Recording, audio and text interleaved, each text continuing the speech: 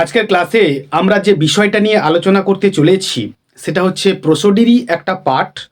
আমি আমার প্রিভিয়াস ক্লাসে এই প্রসোডির করার রুলস রেগুলেশনস নিয়ে উইথ এক্সাম্পলস নিয়ে মোর অর লেস ডিসকাশন করেছি এবং পরের ভিডিওতে আমি বেশ কয়েকটা এক্সাম্পলসকে তার স্ক্যানশন করেছি এবং সেগুলো দেওয়া রয়েছে। তোমরা চাইলে অবশ্যই চ্যানেলের প্লেলিস্টে গিয়ে তোমরা সেগুলো দেখতে পারো।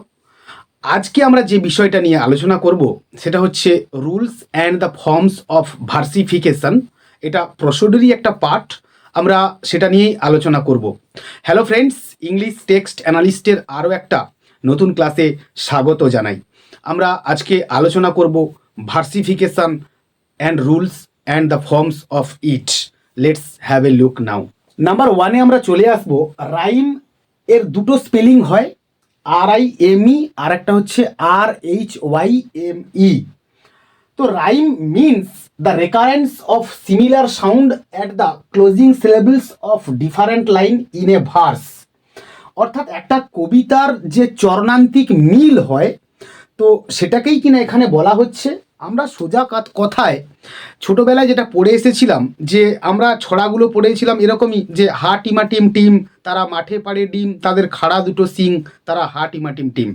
তো টিম, ডিম, সিং, এই সমস্ত যে চরণান্তিক মিলগুলো রয়েছে, তো বেসিক্যালি সেটাকেই এখানে বলা হচ্ছে। এর মধ্যে আর অন্য কোনো ডিপ কোনো ব্যাপার নেই। তো এটাই হচ্ছে ব্যাপার। তো এখানে আমরা দেখে নেব যে লংয়ের সঙ্গে সঙের মিল পাবো।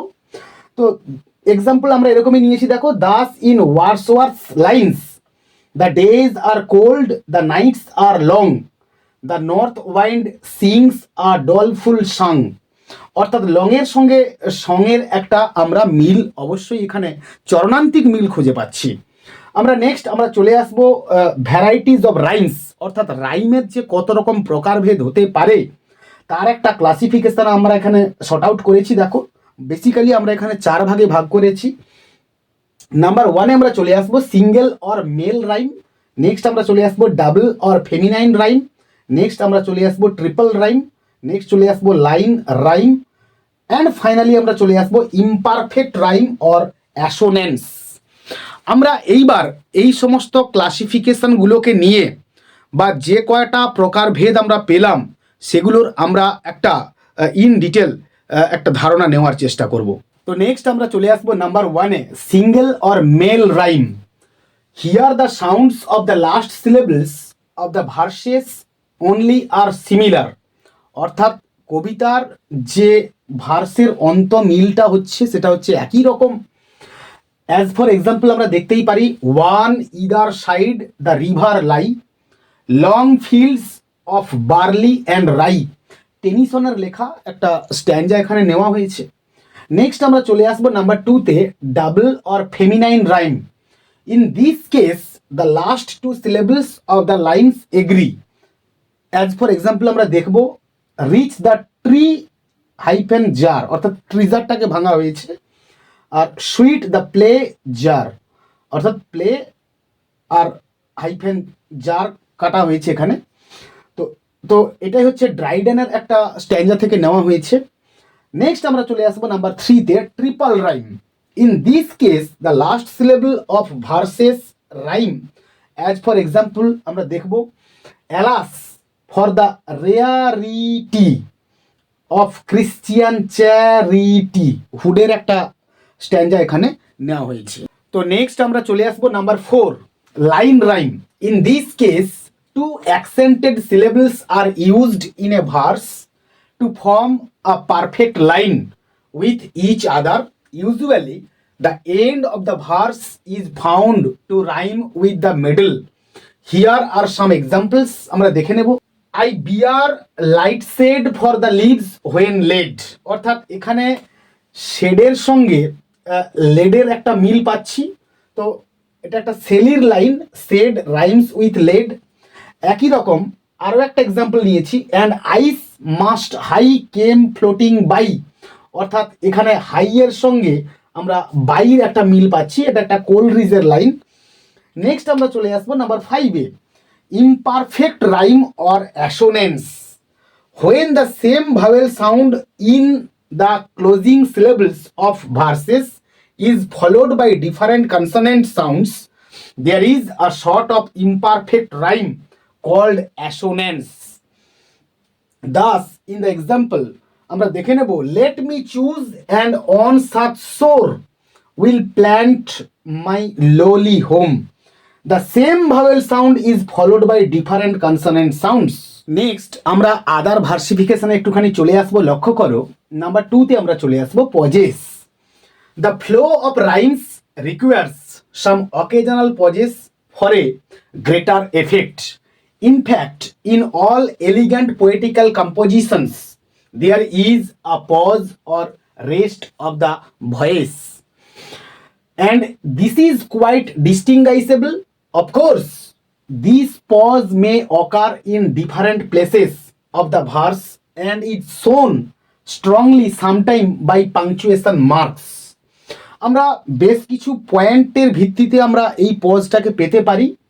আমরা এর দাগে নিয়েছি, দেখো, the pause may occur at the end. এখানে আর আমরা এক্সাম্পল দিয়ে বড় করতে চাইছি না, আমরা বির দাগে চলে আসবো।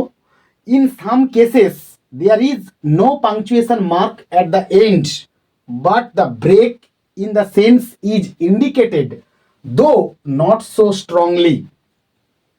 আমরা সির দাগে চলে আসবো। There may be a metrical pause in or near the middle. This occurs in a verse of 4 or more measures and is known as the caesura, meaning cutting off. অর্থাৎ এই পজেস যে ব্যাপারটা আমরা কবিতার ক্ষেত্রে কিংবা স্ট্যাঞ্জার ক্ষেত্রে পাবো, তার বেশ কয়েকটা ধাপ রয়েছে বা বেশ কয়েকটা পদ্ধতি রয়েছে, আমরা সেটা দেখলাম। নেক্সট আমরা চলে আসবো নাম্বার 3তে, stanza. It means the least group of verses bearing all the characteristics of a poem. A stanza reveals on a small scale the form of the poem, its meter and rhyme. Next আমরা চলে আসবো number 4, couplet. A couplet consists of a pair of rhyming verses.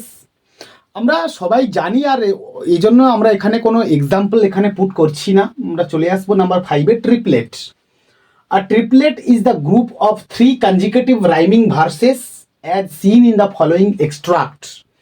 আমরা টেনিসনের একটা stanza এখানে নিয়েছি, লক্ষ্য করো। Here are cool mosses deep and through the moss ivy creep and in the stream the long leaved flowers weep. তো deep, creep and weep rhyme with one another. তো এখানে আমরা দেখতেই পাচ্ছি যে ডিপ, ক্রিপ আর হচ্ছে weep rhymed with one another. Next আমরা চলে আসবো নাম্বার 6-এ, quatrain. This means the group of 4 verses rhyming in various combinations. আমরা কোয়াট্রেন সম্বন্ধে আমরা জানি, অতএব এখানে আর সময় নষ্ট করছি না এক্সাম্পল দিয়ে। নাম্বার 7-এ আমরা চলে আসবো, quintet. This is the group of the 5 verses rhyming in various combinations. তো এগুলো মোটামুটি আর এতটা প্রচলন এখন নেই। নেক্সট নাম্বার 8-এ চলে আসবো, sextain. It is a stanza of 6 lines which rhyme in various combinations. Next আমরা আরও বেশ কিছু ভার্সিফিকেশন একটুখানি লক্ষ্য করব, দেখো। নেক্সট আমরা চলে আসবো নাম্বার 9, অত্যন্ত জনপ্রিয় একটা term, canto. This is a section or division in a long poem like an epic or mock epic. The term has been derived from the Latin cantus, meaning song, and signifies a section of a long narrative poem sung by some minstrel in a single term. আমরা একটা জনপ্রিয় example এর দেখতেই পারি, যে Alexander পোপের লেখা the rape of the lock, which is written in 5 cantos. Next আমরা চলে আসবো dirge. Number 10, dirge. Dirge actually stands for the funeral song. In the literary sense, this is a song of lament and belongs to the class of lyrical poetry. It has a close resemblance to elegiac poetry, although this is much shorter. Its origin was in the Greek epicedium, which was a song mourning at a person's death. In Roman literature, it is related to the song sung in the praise of the dead. Later on, the dirge is found used in English literature in the sense of a song of lament. Next আমরা চলে আসবো number 11, doggerel.